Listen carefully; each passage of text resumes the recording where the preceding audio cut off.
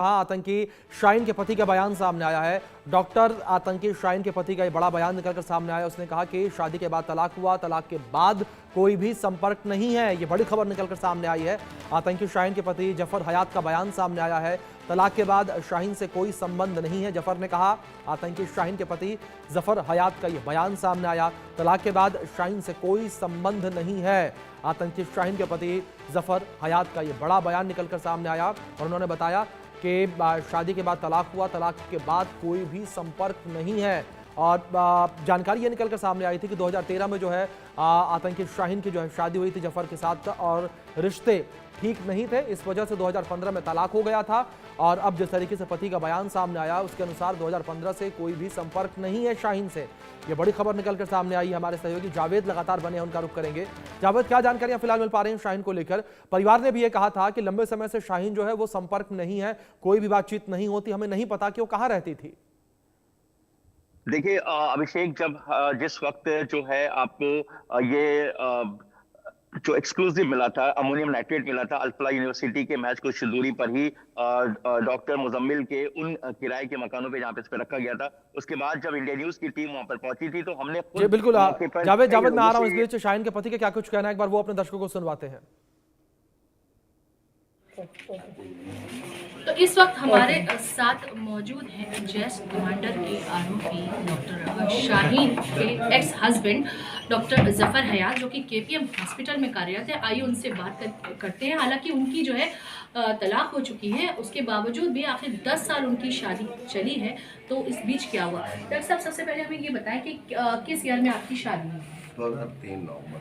अच्छा, तो शादी आपकी अरेंज मैरिज थी या लव मैरिज थी? अच्छा डॉक्टर साहब, ये बताइए, जब आपने शादी करी है तो उनका जो मैका था वो क्या बहुत ज़्यादा रिलीजियस था जहाँ से आपने करी है शादी? नॉर्मल जैसे नॉर्मल इंसान होते हैं उस तरह से सब लोग थे। अच्छा, कितना अरसा आपके साथ रही? मेरे साथ वही 2003 से 2012 में तो बताइए डिवोर्स हो गया। कितने बच्चे इस बीच आपके?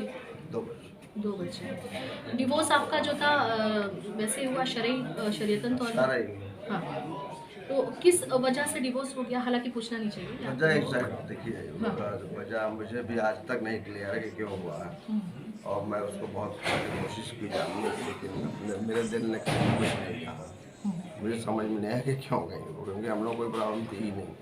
हम दोनों लोग सर्विस कर रहे थे, बच्चे थे, खुश थे, बच्चे पढ़ रहे थे, प्यारे बच्चे थे, आराम से हम लोग रह रहे थे। मेरे कॉलेज कैंपस पर रहते थे, अच्छी फ्रेंडशिप थी और हम लोग फंक्शंस वगैरह भी होते रहते हैं, घूमना फिरना सब कुछ होता था। बहुत प्यार मोहब्बत से रहे, कोई ऐसा कभी भी कोई बीच में हम लोग का वैसा माहौल नहीं खराब हुआ। अच्छा, 10 साल जब आपके साथ वो रही हैं तो इस दौरान क्या आपको लगा, सर्विस भी रही है आपकी, उनकी भी और अभी भी है आपकी, तो क्या 10 साल के बीच में वो ऐसा लगा कि वो बहुत ज़्यादा धार्मिक है या बहुत ज़्यादा कुछ? हाँ, बहुत ज़्यादा हम लोग कोई भी नहीं। नहीं, जब 10 साल आप बीच में तो शादी आपकी रही है ना, साथ में हाँ, है, तो उस दौरान आपको नहीं लगा कि आपकी वाइफ? देखिए, धार्मिक तो आज इंसान थोड़ा बहुत तो होता ही है, लेकिन थोड़ा बहुत से कुछ ज़्यादा नहीं। हम लोग एकदम नॉर्मल इंसानों में से थे। आप मिडिल वाले से पता कर सकते हैं। और ऐसा कोई खास चीज़ नहीं। अब जब ये सब बातें जब आपके सामने आई हैं तब आप कैसा महसूस कर रहे हैं? और उन 10 सालों में जब आपके दरमियान 10 सालों के दरमियान वो साथ में रही आपके, तो उस दौरान उन्होंने कोई ऐसी ख्वाहिश जाहिर करी थी या कोई और ख्वाहिश जाहिर करी हो? कुछ बताएं।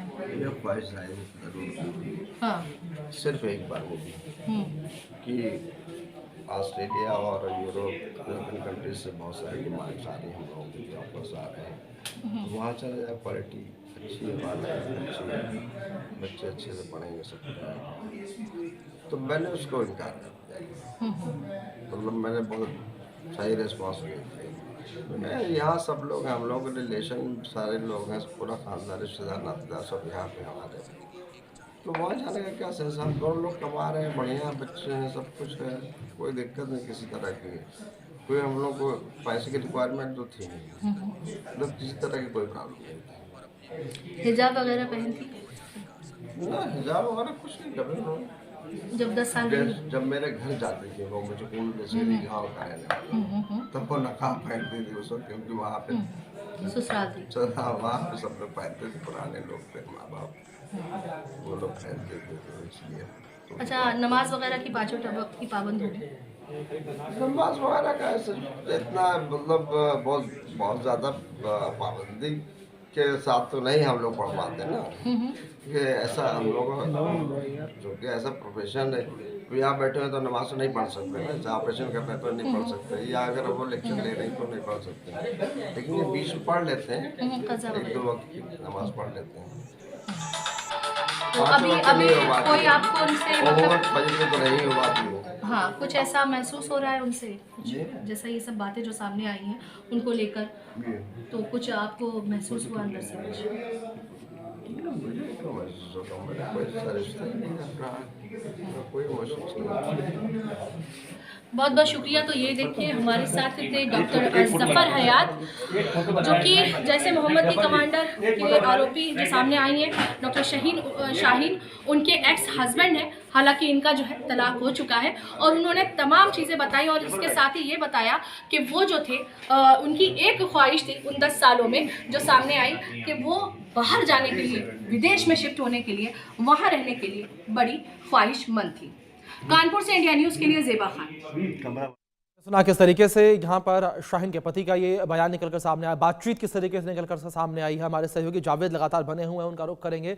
जावेद, जिस तरीके से हमारी सहयोगी ज़ेबा खान ने जो डॉक्टर आरोपी शाहीन है उसके पति से बातचीत की, उन्होंने कहा कि रिश्ता हमारा टूट गया, कोई संपर्क नहीं है, लेकिन एक गौर करने वाली बात ये उन्होंने कही कि जब तक करीब करीब 10 साल की शादी का जिक्र उन्होंने इस बातचीत में किया, लेकिन उन्होंने ये भी कहा कि इस 10 साल के दौरान कुछ भी मुझे ऐसा अलग देखने को नहीं मिला।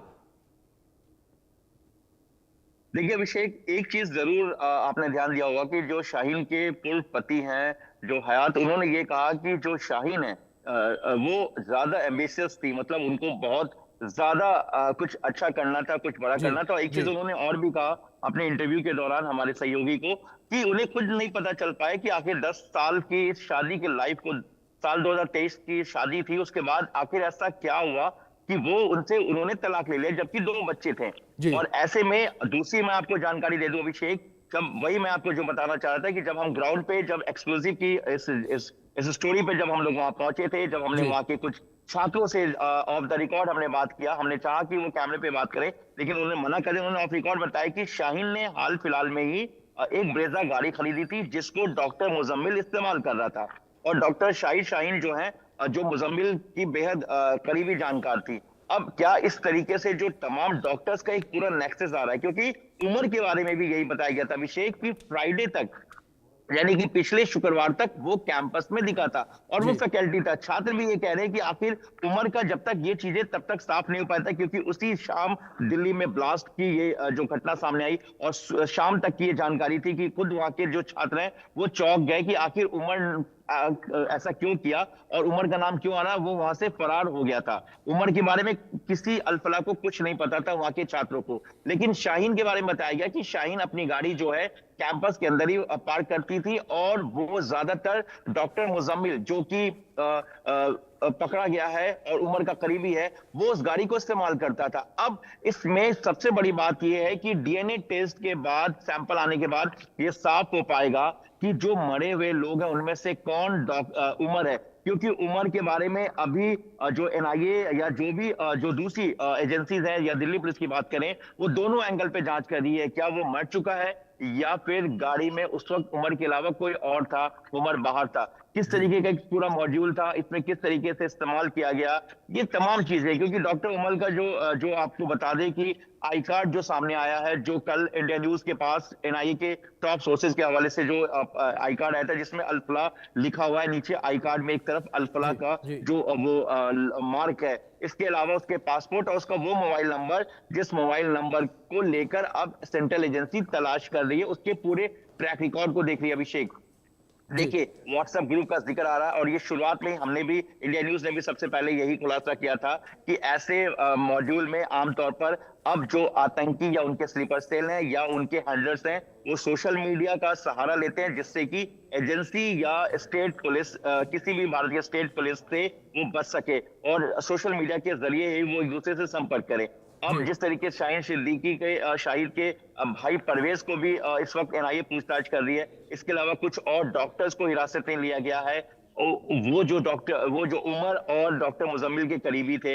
इसमें एक पूरा नेक्सस है अभिषेक, जो कि कश्मीर से चल के उत्तर प्रदेश पहुंचा, उत्तर प्रदेश के बाद हरियाणा पहुंचा और हरियाणा के बाद उस मॉड्यूल को जो कि सेंट्रल एजेंसी के सूत्रों के हवाले से जो खुफिया एजेंसी है उनकी जो रिपोर्ट को अगर हम माने तो उन्होंने जो इनिशियल प्राइमरी फेसी में जो उन्होंने इन्वेस्टिगेशन किया, जो अपनी रिपोर्ट तैयार की, तो उसमें यही बताया कि ये जल्दबाजी वाला ब्लास्ट है, यानी कि इसको एक प्लान तरीके से एग्जीक्यूट करना था।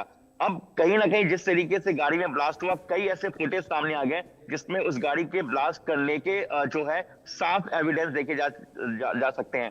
अब इस गाड़ी में इतना एक्सप्लोजिव जरूर था जिससे कि ब्लास्ट में जो बहुत ज्यादा नुकसान हुआ और एक साथ तकरीबन 8 से 9 गाड़ी इसके चपेट में आई। जो कुछ गाड़ियां जो है जो बची हुई है उनको वहीं पे रखा गया है और हर एक गाड़ी के सैंपल की जांच की जा रही है।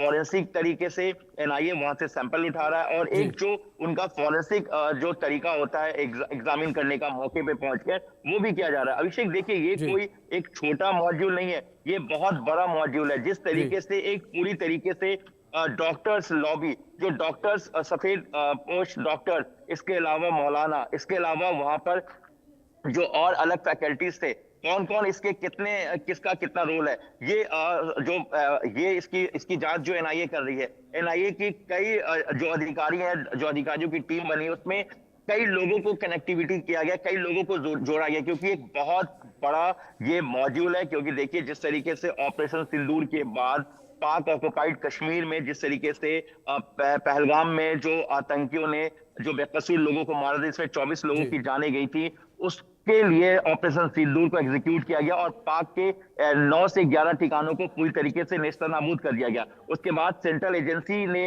ये जानकारी दी थी और इंडिया न्यूज ने इसे सबसे पहले खबर चलाया था कि भारतीय एजेंसियों के सूत्रों के हवाले से कि पाक ऑक्युपाइड कश्मीर में लश्कर ए तौबा, जैश ए मोहम्मद, हुर्रियत और कई ऐसे छोटे बड़े आतंकी संगठन जो जैश ए मोहम्मद और लश्कर ए तौबा को इंडिया में हैंडलर्स के तौर पर सपोर्ट कर रहे हैं, वो एक बार फिर से अपने आप को एक्टिवेट करना चाह रहे हैं। और पाक ऑक्युपाइड के कुछ ऐसे लोकेशन है जहां पर फिर से आतंकी बेस कैंप को एस्टैब्लिश किया जा रहा है। इसके साथ ही जो अजहर मसूद की जो बहन है और उसकी दूसरी जो उसमें आतंकियों जो अजहर मसूद का जो भाई उसमें मारा गया था, उसके जो रिश्तेदार है, उन महिलाओं को शामिल किया गया है। डॉक्टर शाहिदा शाहीन का जिस तरीके से कल ये जानकारी आई थी कि एक महिला विंग बनाया गया था टेरर मॉड्यूल को लेकर, जिसको वो यहाँ पर रिक्रूटमेंट का काम था और इसको लेकर भी एनआईए पूछताछ कर रही है। देखिए आईएसआई हो या फिर लश्कर ए तैयबा, जैश ए मोहम्मद, इंडियन मुजाहिदीन या फिर अल कायदा सब कॉन्टिनेंट जो कि इंडिया में इस मॉड्यूल है, या टीआरएफ की बात करें, द रेजिडेंट फ्रंट की, ये सब वो आतंकी संगठन है जो कहीं ना कहीं एक दूसरे से जुड़े हुए हैं। कश्मीर के जो है उमर की बात करें या कश्मीर के डॉक्टर मुजम्मिल की बात करें, डॉक्टर आदिल की बात करें या फिर डॉक्टर सज्जाद की बात करें, ये वो हैंडलर्स हैं जो जिन्होंने अल-फलाह यूनिवर्सिटी को एक कैंप बनाया। अब देखिए सबसे बड़ी बात ये कि अल-फलाह यूनिवर्सिटी में ये पढ़ा रहे थे, वहां पे फैकल्टी था, छात्रों ने भी कहा कि इन लोगों का करियर बहुत अच्छा था यूनिवर्सिटी में, लेकिन आखिर इन्हें कहीं ना कहीं रेडिकलाइज किया गया। जिस तरीके से अब तक 15 लोगों की इसमें गिरफ्तारी हो चुकी है। लेकिन ब्लास्ट को लेकर अभिषेक मैं बता दूं कि ब्लास्ट के बाद, यानी कि जो दिल्ली के लाल किला के गेट के पास जो ब्लास्ट हुआ है, उसमें अब तक किसी तरह की कोई गिरफ्तारी नहीं हुई है। लेकिन जो इस पूरे मॉड्यूल को लेकर अब तक जो सस्पेक्ट है, जो ये पूरा एक मॉड्यूल पकड़ा गया है, उसमें गिरफ्तारी लगातार हो रही है।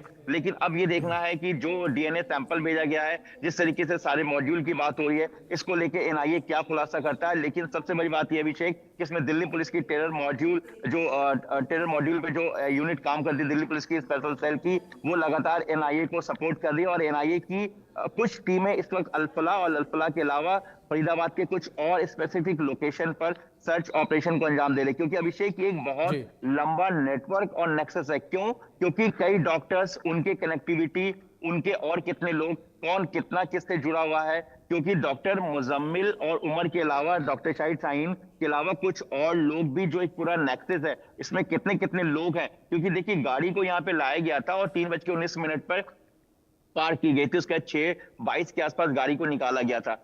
अब ये भी देखना है कि एनआईए ये भी जांच कर रही है दिल्ली पुलिस की कि क्या इस गाड़ी से क्या पहले भी रैकी हो चुका है, क्योंकि देखिए शुरुआत जी। में सलमान के बाद देवेंद्र, ओखला का, देवेंद्र के बाद बिल्कुल अंबाला, शाहिद, अंबाला जिस के तरीके बाद से आप लगातार ये जानकारियां दे रहे हैं टेरर मॉड्यूल को लेकर, इससे साफ तौर पर एक चीज तो समझ में आती है कि जो आतंकी हैं वो एक व्हाइट कॉलर टेरर मॉड्यूल बनाने के फिराक में थे, या यूं कहें कि उसमें ये सफल भी हुए थे ताकि किसी का शक उनके ऊपर ना जाए। फिलहाल बहुत शुक्रिया शाहिद जुड़ने के लिए और इन तमाम जानकारियों के लिए। वक्त ब्रेक का है, बने रहें इंडिया न्यूज के साथ।